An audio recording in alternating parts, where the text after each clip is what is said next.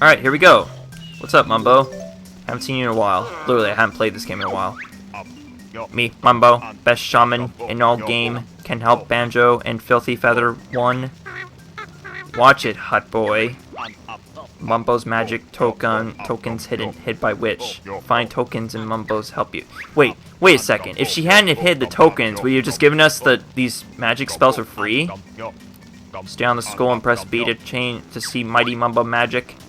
Okay, so he just said that we have enough, so we can actually get his first transformation. But first of all, let's the first thing you want to do whenever you go to Mumbo's skull in each world, well, each world that he's in, because not in every world, you want to make sure that you get everything up top here, on top of his skull, because there's always possibility of notes or Jinjos being up here. So just make sure of that. And once you've done that, then let's see what he has in store for us.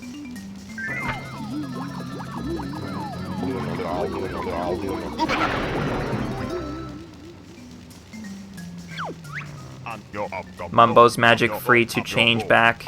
You come when ready. That's what she said. Termite bit small, but not bad for first spell. Mumbo practice needed. That's not bad.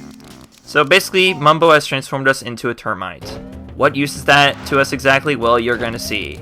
Because there just so happens to be a termite mound! Yay! I'd never mentioned this termite mound yet. Actually, I have. And we can now explore it more.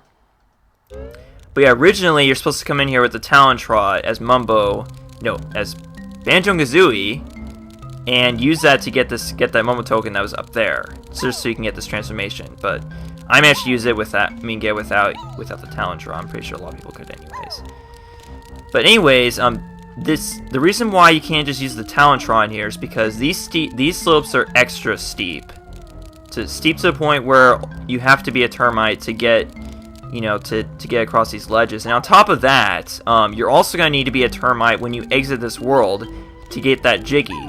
Now, the thing is, you can stay in your transformation when you exit worlds, but you can only get a certain distance from the world before, Mumbo runs out of, T-Mobile magic, and he, because you're out of his signal, and then he has to transform you back into Banjo-Kazooie. So yeah, it's really complicated, but you guys will get it later. Hey, where did you get those shorts? I want them.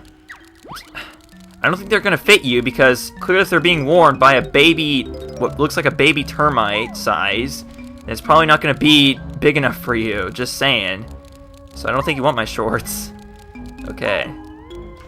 So some of these jumps are actually really hard to make, but it shouldn't be too difficult. Give me that cool backpack, or else. I'm not going to give you Kazooie, no way. I'm sorry, I can't. It's funny, Kazooie never comes out for backpack, like, during these transformations. And the funny thing is, like, how are you able to fit all those things in your backpack along with Kazooie? I mean, like, it stuffed an entire bird in there, so, I don't know, just a thought. But anyways, up here is this our last? No, this is not our last Jiggy. But this normally would be if I had gotten everything that's over here, and there is actually. So over on these ledges there are 3 notes. Actually not 3 notes, 3 notes per ledge. And I think the last one should be here, unless I'm missing a couple. Yeah, I'm missing a couple anyway. I am missing 3 notes, and I think maybe the last 3 of them are somewhere over here, are they? Oh, yep, they're right here, okay. So here's the last of 3 notes of Mumbo's Mountain. You've found all 100 notes on this world. Well done. I don't think he's going to congratulate every time you do that, but yeah. But Bottles will get pretty specific about these achievements, and he will congratulate you. But there we go. Last Jiggy of Mumbo's Mountain. I love the victory theme that plays whenever you get all 10 Jiggies, just saying. But you're going to hear that in pretty much every world. And there we go. It's also our very second extra money honeycomb piece. Now, you can get this honeycomb piece as Banjo-Kazooie form. What you do is you just jump from here and slide down into it. That's another way of getting to it. But that's just if you want to do it the unofficial way. But that's, actually oftentimes it's how I do it, but whatever. Okay, that is it, guys. That is it for Mumbo's Mountain, and we are now ready to move on to next world. So, And not only that, but you can actually check your time. You can actually see how long it took you to clear this world. And it took me a whopping 19 minutes. Normally it takes me like 15 or so, but whatever. I'm trying to record Let's Play and do speedruns is not easy at all. Trust me on that. But there we go. Grunty's magic stops you taking the notes off the world, but the 100 you just collected counts as your best note score. Try to get 100 on each world, as they are needed to open the note doors. You didn't even explain the note doors that well. You're not even going to explain it to us until we find them, but here we go. Here's the jiggy that we made up here. But again, you can only get to this as the termite form. Hey, where'd you get those shorts? Shut up. Mumbo magic, get weak, animal turn back, or magic go. Mumbo should not have used T-Mobile because the service sucks. No, I'm just kidding. I have never used T-Mobile actually because I don't know what it's like. In fact, actually, I'm pretty sure it's pretty good. I personally use Verizon, but I never had problems with that. I don't know why people always complain about Verizon. In fact, Verizon has, from what I've experienced, the best service around. But then again, that's probably because it's the only one I've experienced. But I wouldn't know anything, okay? Because I only use Verizon. So I don't know. That's just me. If it works for you, it works for you. This is a note door sealed by Grunty with one of her powerful musical spells. Open up then, jam jars. It's not that simple. To open it, you must have 101 notes at this point. Oh, whoops, you don't have 101. You only have 100. I guess the game ends here, and you just lost. And Brentilda is now making her sister ugly. Congratulations. Okay, so obviously it's the number that's on the door is how much we need. So it's only 50, so that was pretty easy. And for some reason, I don't know why, but Banjo gets so excited whenever he opens a note door, which is not really that big of an achievement, and that he actually does the victory dance or whatever. Not really victory dance, but whatever. That door was easy, you got past. Unfortunately, you're first and last. Yeah, whatever, Brentilda. I'm gonna talk to your nicer sister over here. Hello there, young ones. I'm Brentilda. Brentilda's nicer sister. I've crept down here to help you defeat that old hag. It's about time she was taught a lesson. I know all of Grunty's disgusting secrets, and I'll tell you 3 of them every time you find me. Remember them well, young ones, as they will help you avoid a fiery fate. Press B if you'd like to hear them. Sure.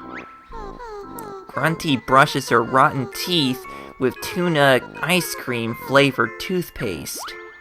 Okay, so remember, whenever you want to write down basically whatever is like shaking in her dialogue, that's the important thing to note.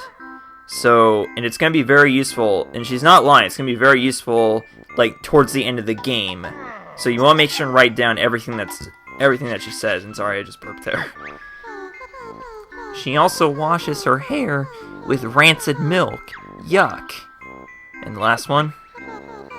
And she gets her clothes from the witch's warehouse. Alright, so hope you guys wrote that.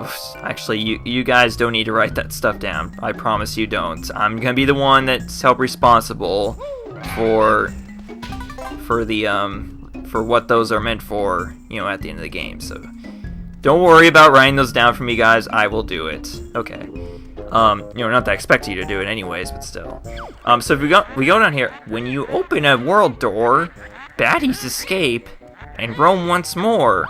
So basically what Brentilda is saying there is that once you enter a world, then the bad guys that are in that world will leave the world and roam around the area the world is located in. So basically the lobby of the world, you'll see enemies in it from that world. So it's kind of hard to explain without, being really specific, but whatever.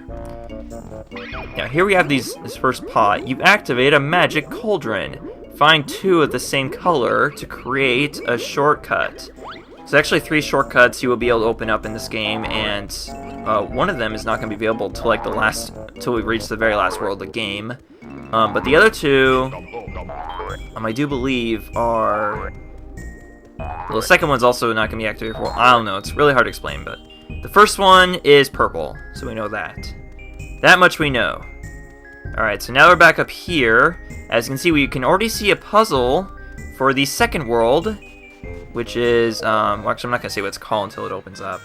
But basically, this world, as you can see, it looks kind of like a beach, sort of. You know, like a beach sort of, environment. So let's definitely want to go there. To remove pieces that you have already, press the down C button.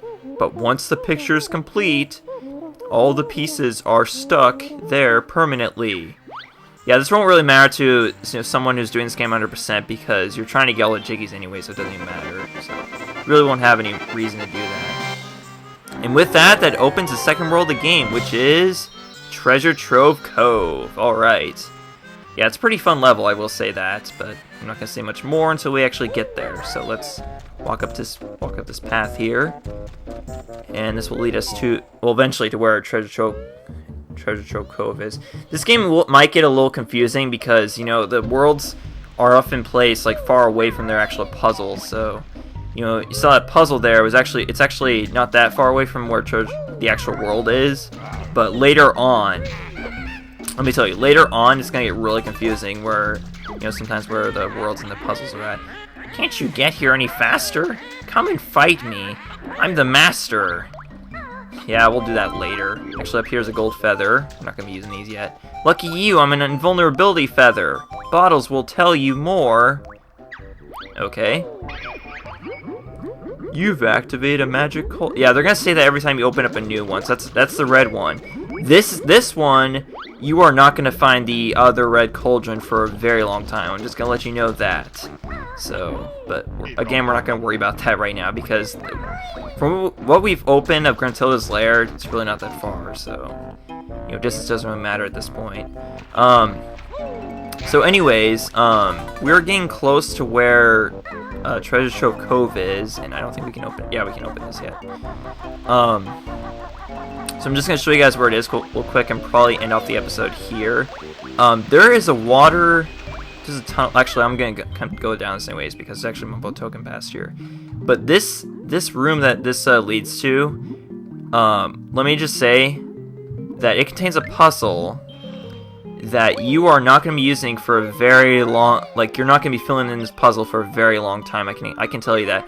Like, there's only one piece put in, so you literally cannot tell... what this world looks like yet. And on top of that, the puzzle switch is not even here yet. So that just goes to show that's probably gonna be one of the last worlds that we film. Okay, I'm just gonna say right now this is the very last world of the game that you're filming. Oh, by the way, there's actually Brentilda over here, so we're going to get the 3 secrets about Brentilda here.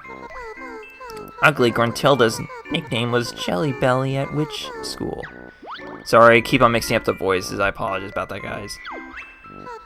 I also know that sweaty gorilla feet is her favorite smell. Oh, God. Yeah, there's gonna be some really... Like, when they say disgusting, they're not joking when it comes to Brentilda. And the old hag's favorite color is gruesome green. Okay, that's easy because that's actually the color of her skin, so... But, well, actually, I shouldn't say it just because the color of her, it's the color of her skin. That means that should be her favorite color, but still. I'm just not trying to be racist here, okay? Alright. But anyways, we are actually approaching where Treasure Trove Cove is. It's actually down this way here. And you can already hear the music, actually. You can tell that we're actually close to it by the music, because when you approach the one thing that you can tell, that makes the world and the puzzle easy to tell where they are is when you hear the music. You will always hear the music. Wee! I'm a red feather. I help Kazooie fly when she knows how. And we're actually gonna be learning that in the next world, in Treasure Trove Cove. So, with all that, why do I talk all the time? It's really hard to make these rhyme. And stop talking so I can finish the outro, Brentilda. Okay. Like I was saying, that's gonna be it for today's episode. So thanks for watching, And tomorrow, or I shouldn't say tomorrow, but in the next episode, we will be starting Treasure Trove Cove, and this is actually a favorite of one of my friends. So I hope you're looking forward to watching me play it. Bye.